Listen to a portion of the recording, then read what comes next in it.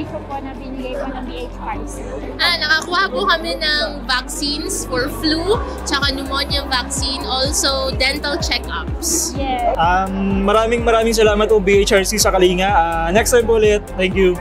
Yes, thank you so much.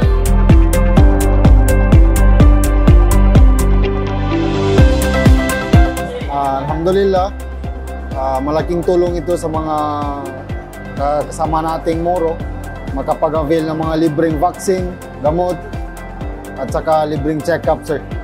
Maraming salamat. Pangalawa sa Allah Subhanahu wa Ta'ala kasi kumbaga ginawa niyang instrumento yung Bangsamoro Human Rights para makapag-avail yung mga taong nangangailangan ng vaccines, gamot, at saka mga free medical assistance.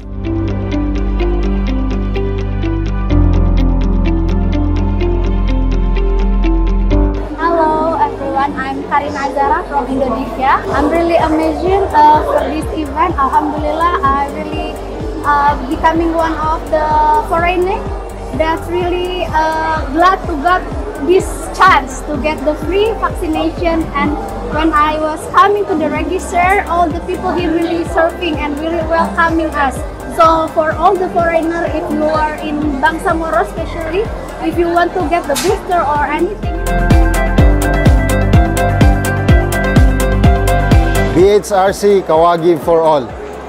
One Bangsamoro, Kawagi for all.